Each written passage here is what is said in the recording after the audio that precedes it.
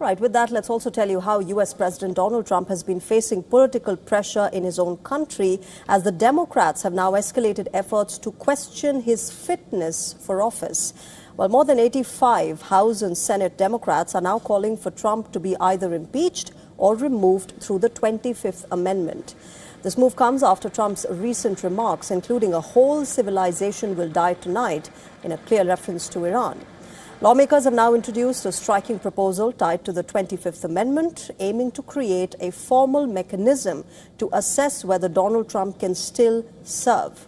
Under the proposal, congressional leaders will each appoint 2 members. It would include 4 former high-ranking executive branch officials, specifically vice presidents, secretaries of state, defense and treasury, attorneys general, and, of course, surgeon generals. The panel will include a final chair as well, selected by the commission itself, potentially a physician or a senior statesperson. But removing Donald Trump remains unlikely, as this process requires the vice president, in this case of J.D. Vance, to agree with the commission's findings. Congress will then need a 2/3 majority vote in both chambers to make any removal permanent. Hey guys, Dr. John here. So let's get started. Impeachment articles are on the House floor right now. Abuse of power, obstruction of justice, and assault on judicial independence. Moving at a speed that has stunned even veteran Capitol Hill observers. The trigger, Trump didn't just criticize a ruling from Judge James Boasberg, he demanded Congress remove him from the bench for ruling against him. That attack on judicial independence turned emergency Democratic strategy sessions into actual impeachment proceedings. Now, the 25th Amendment, remember, was formulated in 1967 after the assassination of President John F. Kennedy. It ensures a legal mechanism designating a head of state when the president is disabled or dead.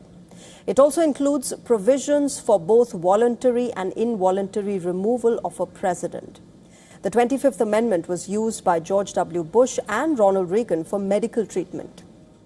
Now, supporters argue this legislation is about preparedness and not politics. The proposal comes as the Senate votes on Wednesday to curb Trump's Iran war powers and ahead of the November midterms that will determine Trump's power in the final 2 years of his presidency. And my colleague Susan Teherani joins us live from New York at the moment to get us more on this. Susan, the Democrats, of course, upping the ante against Donald Trump as far as the Iran war is concerned. There is a lot of talk about the 25th Amendment being used. Get us more on how, now, of course, the opposition Democrats are planning to take this forward. Live on the House floor. The impeachment articles themselves have a history. Representative Steve Thanadar originally introduced 7 distinct articles way back during the spring months of the previous year. Those initial charges covered a sweeping range of presidential misconduct, including obstruction of justice, abuse of power, and flagrant violations of the Constitution's Emoluments Clause. Yeah, this is just another, to be honest, blockbuster production brought to you by the same people that carried out 2 impeachments against the president during his first term, and then that January 6th commission that just dragged on, and an absolute nothing burger, for a lack of a better term, to waste everyone's time and resources. As you mentioned, the 25th Amendment was put forth in case a president gets assassinated, is sick, is injured. It wasn't put forth for someone to be removed from office because the other party simply doesn't agree with their policies. And as you mentioned, it's not only that both houses are controlled by the Republicans right now. The Democrats know this isn't going to go anywhere. But is J.D. Vance going to come on board? Is the president's entire cabinet going to come on board? They have to come on board as well. So they know that this is not going to get anywhere, but unfortunately decided to take this course as opposed to more important issues put forth after they had a long recess for Easter. And the first thing that they did, they decided to put on something and puts forth something that is absolutely not going to go through. So a lot of Americans are frustrated, understandably, right now. They want Congress to work for them, and they believe that because this is just absolutely, just unlawful in many ways, it's just going to be a waste of time. But it is going to, heat up the midterms and the conversation around that. So Democrats are hoping they can change the conversation regarding that. But those articles languished in committee, stalled by Republican control, and a general reluctance among some Democrats to launch impeachment proceedings too early in Trump's second term. The fear was that moving too quickly would look like sour grapes over the election results rather than a principled defense of constitutional governance. Everything changed when Trump decided to wage war on the judiciary itself. The attacks on Judge Boasberg weren't subtle policy disagreements expressed through proper channels. They were scorched earth personal denunciations, complete with the kind of inflammatory language Trump has perfected over years of political combat. He labeled the judge a radical left lunatic. He insisted that Congress had a duty to remove this judicial officer from his lifetime appointment. He made clear that any judge who dared to block his executive actions would face the full force of his political wrath and his demand for retribution. Fox News covered every word of these attacks, broadcasting Trump's demands for judicial impeachment to millions of viewers.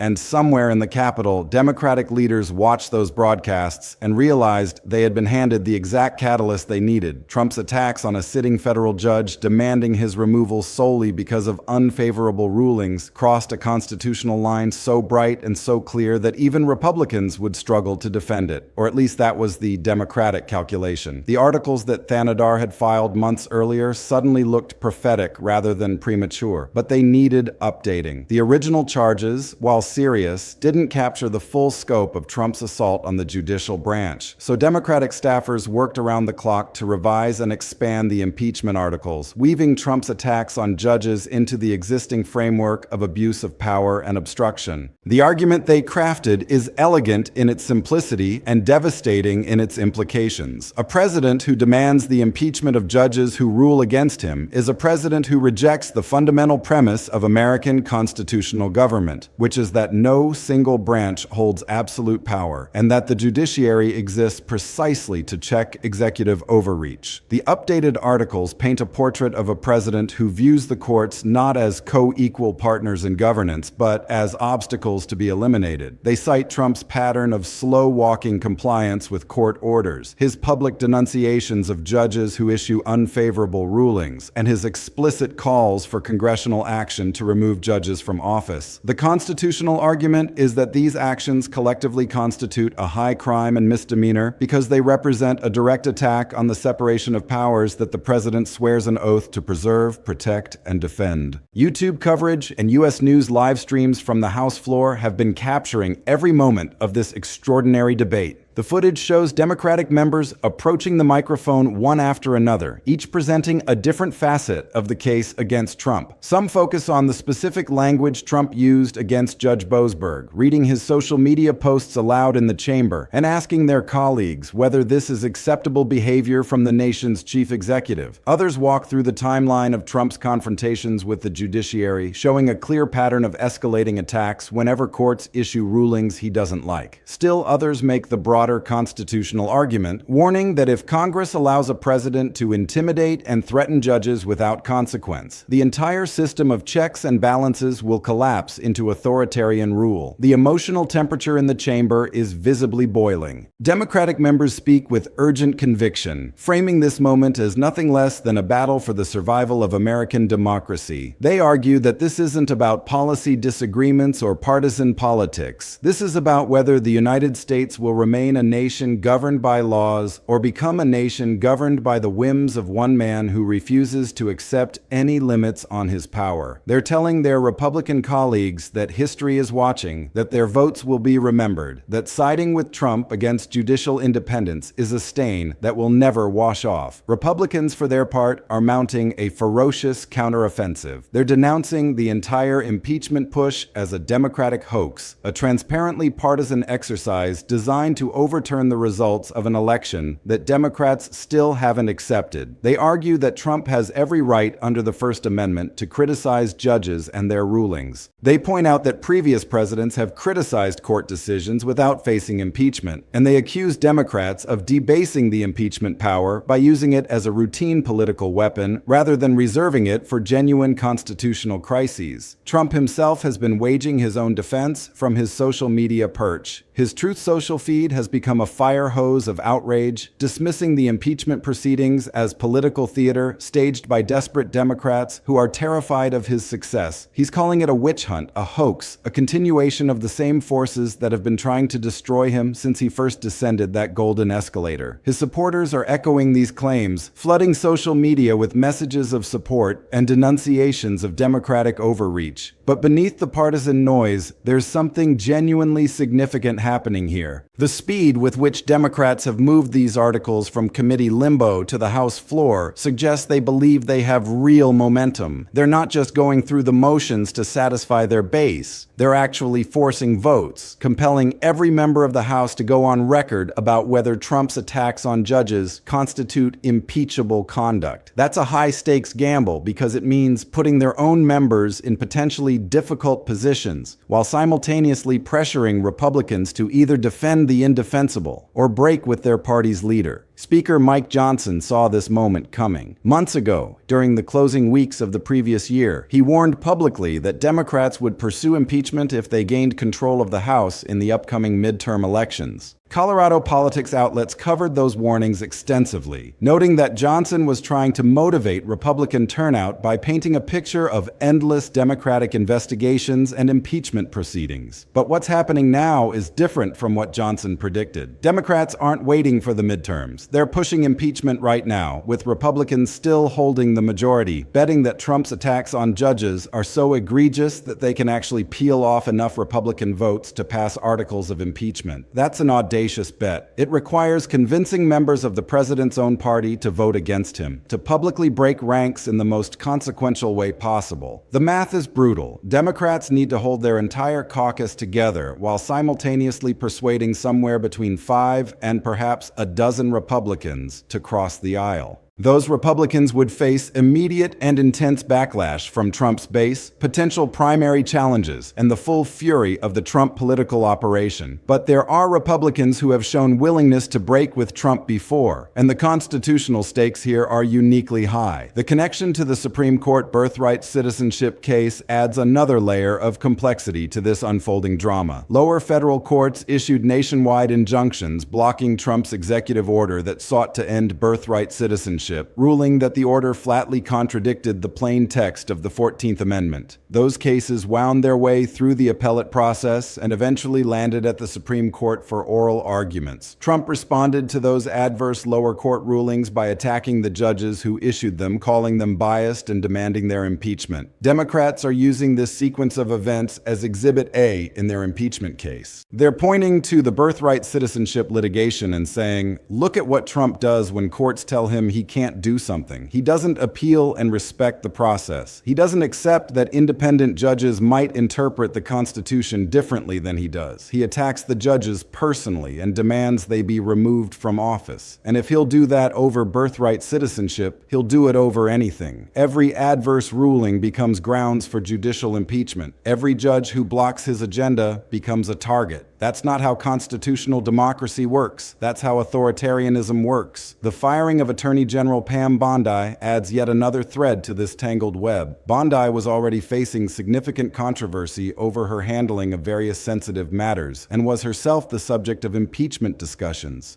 But Democrats are now arguing that her removal fits into a broader pattern of Trump purging anyone who might serve as a check on his power. They're painting a picture of a president systematically removing independent voices and replacing them with loyalists who will never say no, who will never push back, who will never insist that the law matters more than the president's desires. This loyalty purge narrative resonates because it aligns with everything we know about how Trump operates. He values personal loyalty above competence, above experience, above institutional knowledge. He wants people around him who will do what he says without question, who will protect him from consequences, who will use their positions to advance his interests rather than serve the public. And when someone shows insufficient devotion, when someone hesitates or pushes back or suggests that maybe the law requires something different than what Trump wants, they're gone. Fired. replaced by someone more pliable. The impeachment articles weave all of these threads together into a comprehensive indictment of Trump's approach to presidential power. The abuse of power charge covers his use of executive authority to punish opponents and reward allies, his demands for investigations of political rivals, and his attacks on judges who rule against him. The obstruction of justice charge covers his interference with investigations, his attacks on witnesses and prosecutors, and his refusal to comply with lawful congressional subpoenas. The judicial intimidation charge, newly added in response to recent events, covers his threats against Judge Boasberg and his pattern of demanding impeachment for judges who issue unfavorable rulings. Each charge is supported by specific examples, documented statements, and a legal framework that Democrats believe meets the constitutional standard for high crimes and misdemeanors. The question now is whether any of this will matter to the Republicans who control the House floor and ultimately hold Trump's fate in their hands. The floor debates captured on YouTube and U.S. news streams show Republicans making several interconnected arguments against impeachment. First, they claim this is all political theater designed to damage Trump before the midterm elections. Second, they argue that criticizing judges is protected political speech under the First Amendment and cannot constitutionally serve as the basis for impeachment. Third, they contend that impeachment should be reserved for actual criminal conduct, not policy disputes or heated rhetoric. And fourth, they insist that Democrats have been looking for any excuse to impeach Trump since before he even took office and are simply seizing on the judge attacks as their latest pretext. These arguments have some surface plausibility. Presidents have criticized court rulings throughout American history. Thomas Jefferson railed against the Marshall Court. Abraham Lincoln openly defied Chief Justice Taney's rulings on habeas corpus. Franklin Roosevelt threatened to pack the Supreme Court when it blocked his New Deal programs. If criticizing judges is impeachable, the argument goes, then most presidents in American history would have faced impeachment. But Democrats counter that Trump's attacks are qualitatively different from historical presidential criticism of the judiciary. Previous presidents criticized rulings and even questioned judicial reasoning, but they didn't demand that individual judges be impeached and removed from office for ruling against them. They didn't wage sustained personal attack campaigns against specific judges. They didn't suggest that adverse rulings were grounds for stripping judges of their lifetime appointments. Trump has crossed a line that previous presidents respected, even when they chafed against judicial constraints on their power.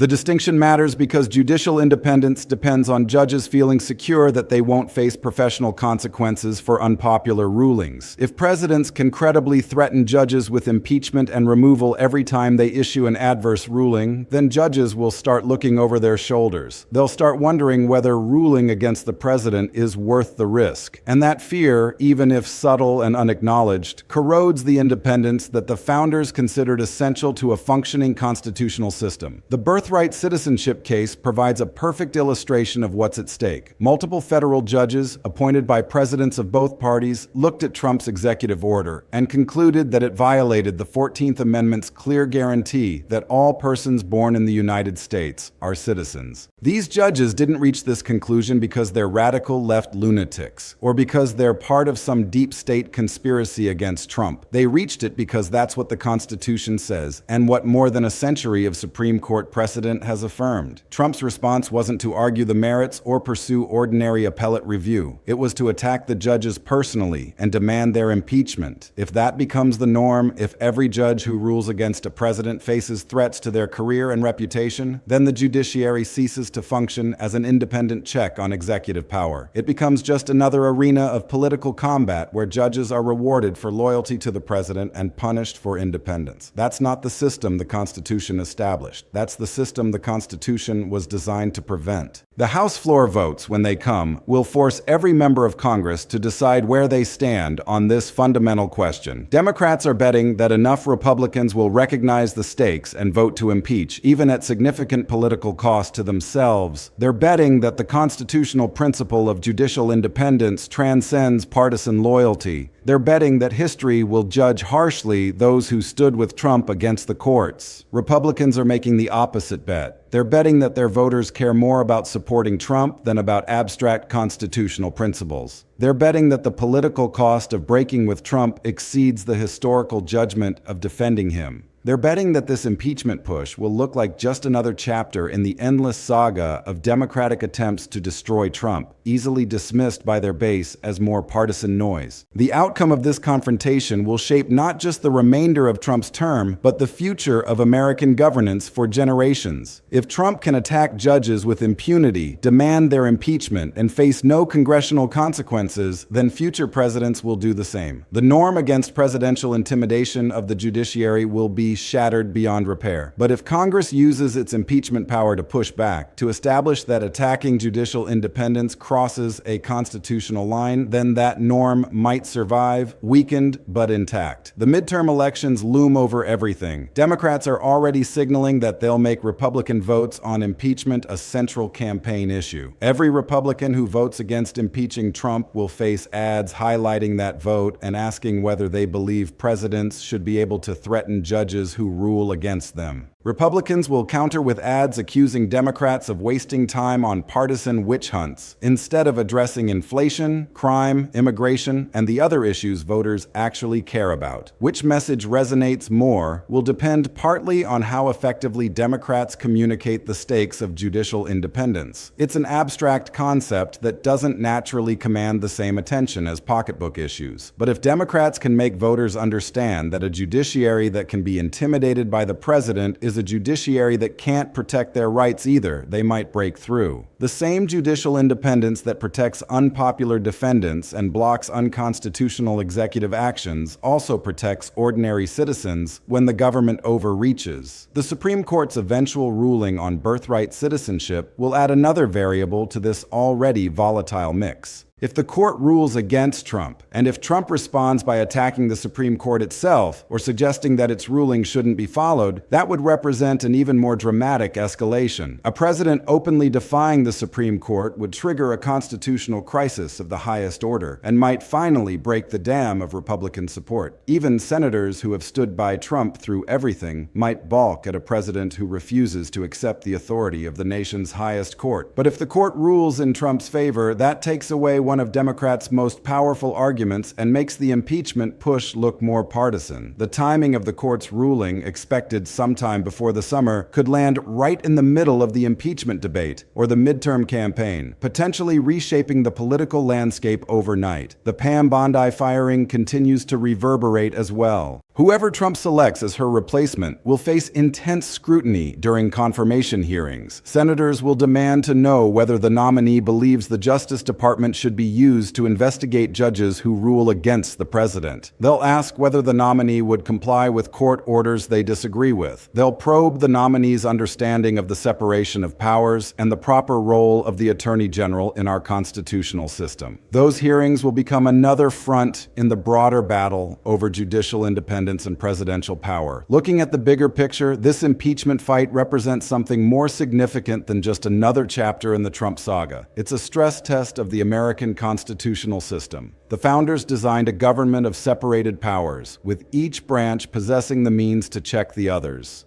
They gave Congress the impeachment power specifically to address situations where a president abused his authority or threatened the constitutional order. They gave the judiciary life tenure and salary protection specifically to insulate judges from political pressure. Trump is testing all of these design features simultaneously. He's pushing against the boundaries of executive power, challenging the judiciary's authority to constrain him, and daring Congress to do anything about it. How the system responds, whether the checks hold or buckle under pressure, will determine whether the constitutional design is still fit for purpose in the modern era. The House floor debates captured on those YouTube and US news streams show democracy in its rawest form. Members of Congress elected by the people, standing in the chamber where laws are made, arguing about whether the president has violated his oath to the Constitution. It's messy, it's partisan, it's often frustrating to watch. But it's also exactly what the founders envisioned. They didn't expect impeachment to be clean or easy or free from political considerations. They expected it to be a political process with constitutional stakes, and that's exactly what's playing out. For Trump, this third impeachment push, regardless of outcome, represents a permanent stain on his legacy. No other president has faced 3 impeachment efforts. No other president has been the subject of so many congressional investigations and legal challenges. Trump and his supporters will frame this as proof of his enemies' obsession and desperation. His critics will frame it as proof of his unique unfitness for office. History will render its own judgment, but that judgment will be shaped by how this moment resolves. The speed of events is dizzying. Articles of impeachment that sat dormant for months are now racing toward floor votes. Debates that might have taken weeks are being compressed into days. Every news cycle brings new developments, new statements, new twists in the procedural maze. And through it all, the fundamental question remains the same. Will Congress act to defend judicial independence, or will it allow the president to continue his campaign of intimidation against the courts? The answer to that question will echo far beyond this moment. It will shape how future presidents behave, how future judges rule, and whether future generations inherit a constitutional system with meaningful checks on executive power. The stakes could not be higher, and the outcome remains genuinely uncertain. This is democracy in action, messy and contested, and absolutely essential. Stay tuned, because this story is moving fast and the conclusion is anything but written.